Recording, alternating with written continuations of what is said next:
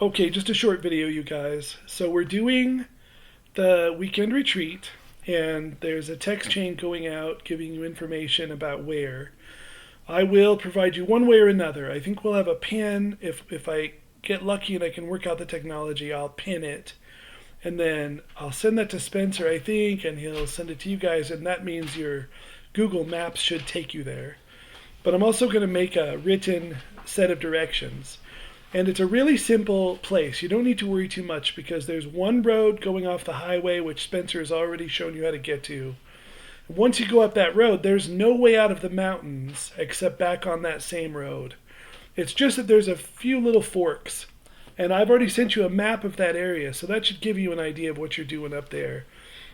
And then, like I said, the reason I can't give you better instructions now is because I haven't been up there and chosen the site. So we'll go up, my daughter and I will choose the site, we'll get set up, and then probably the next day we'll come down and we'll send directions to everybody. So you're going to be able to get there, it's easy.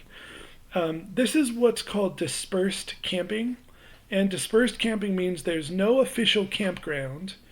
So there's not restrooms up there, and there's not any other kind of running water or amenities. So you have to bring everything with you, but there are campsites. They're not paved, they're not improved in any way, but this is called dispersed camping, which means if there's a site on the side of the road where you can camp there.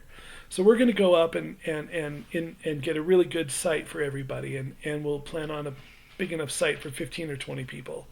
Cars might be an issue. We may have to have you guys parking your cars on the road and then walking into the campsite. There's a few little things, but you're going to be okay. And then just some of us have camped a lot. So we're going to be really prepared, but I thought maybe you would want a little bit of help on what to bring. But one thing to consider, just to keep in mind, is that there's a corner store that sells just about anything you would have forgotten just down the road. It's 20 minutes down the road. So, right, Mom, that's about 20 minutes. Yeah. So about 20 minutes down the road, there's a place that sells water, bug spray, emergency, I think, little parkas for rain. Contact stuff. Just everything they know you're going to forget, they sell. And they also sell incredible smoked cheese. And fish. Mary says fish, but Cassidy says that's bad, so okay. All right, so, but the other thing you should know is that, like Daniel, myself, Eli, I know Spencer, I think, well, I don't know if Jamie's bringing her van, but we're all going to be pretty set up. We know what we're doing, and we're going to help each other. So don't get too nervous. If you get up there without something, you can go get it, or if it's no big deal, you can borrow it from us. So don't get nervous. We're going to take care of each other, and there's going to be no stress. Another little item of business is we are definitely going to do a music show. We decided to do a music show, but with a twist. The twist is there's going to be a bunch of little hand drums. And so we're asking you guys all to be a part of the band for an experience. We'll play for an hour and 20 minutes, and you guys are going to be part of the music experience. So that sounds like a really cool meditation thing to do. Okay, so what else? All right, so here's a list of things you should bring. I'm not saying it's everything you should bring, but I want you to kind of a heads up of what to expect up there. The Uintahs, the weather can change instantly. It can be 85 degrees and be rain and not a cloud in the sky, and it can be raining 20 minutes later. So you want to bring clothes that are good for hot weather and cold weather. So it might be 85 in the day and feel really hot, and then at night it might drop down to 40 degrees. It might be cold. So you want to just bring gear for both.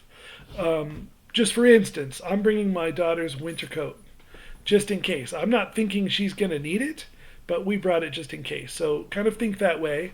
The other thing to think about is the atmosphere is thin in the mountains, which means you get sunburned easier. So sunblock is really good. So I'm going to go down a list. Bug spray.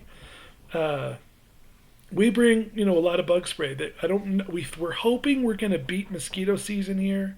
We're hoping we're not going to be right during the hatch. If we are, it's going to be bad. So bring bug spray, okay? Sunblock, warm and dry clothing, a gallon of water per day per person is recommended. But again, don't worry. If you forget some water, you can go down and get it. It's no big deal. Food. I don't know what to tell you to get. My daughter and I are mostly living on canned beans. We're not doing anything too special. So just whatever you need to bring for food, bring it. Canned goods are really good if you don't want a lot of work to do because you can open the can and eat out of the can. You can heat the can up on a stove or in the coals of a fire. So that's a really good kind of food. Any kind of canned food, if you can stand it, is really good for camping because it's easy. You don't have to clean up after. That's the other thing. Utensils, toilet paper, extra shoes and clothes for if you get wet, a raincoat if you have one. If you don't, you might consider buying an emergency raincoat at a store. They sell like a really thin garbage bag kind of thickness raincoat, which would be great for a weekend, like $4. Sleeping bag, pajamas, tent, obviously, pillows. That's something you might want to not forget. And I said pajamas because one of the tricks for if it gets cold, one of the tricks is you don't strip down to sleep. You sleep in your clothes, in your jacket, and then you'll be plenty warm. So bring a good sleeping bag though, because it might be a little cool at night. Okay, that's really all I could think of just now. The road getting there is very smooth. It's been improved. I think there's no car that can't make it. So whatever car you're in is going to be fine. You're not going to need four-wheel drive or anything like that. And like I said, I'll send you directions so you'll know how to get there. And then I wrote this down by email, but the retreat now begins on Thursday because I didn't realize when I made it that Sunday was Father's Day. So a lot of people have to go home Saturday afternoon to be ready for Father's Day. So you can come as early as Thursday, anytime you want on Thursday, Friday, Saturday. And there is a hiking trail up there to hike. It's supposed to be a moderate, not too difficult, but really wonderful trail. Hikes up to some lakes. Then there's also all the dirt roads up in there, which are looks like about 3 or 4 miles worth of dirt road up in the upper setting. And what it is you'll get off the highway and you'll go up some switchbacks, kind of steep dirt road.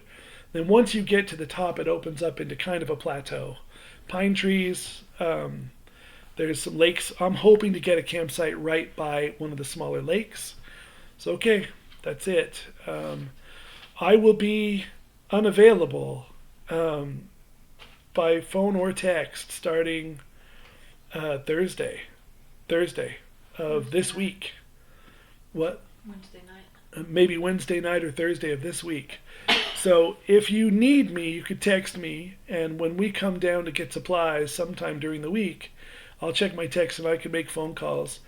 But I will have sent directions, so you'll have directions. And like I said, we're all going to pitch in together. We're all going to contribute. So if you come up without something, you're going to get taken care of. Don't worry about it. Okay? Thanks, everybody.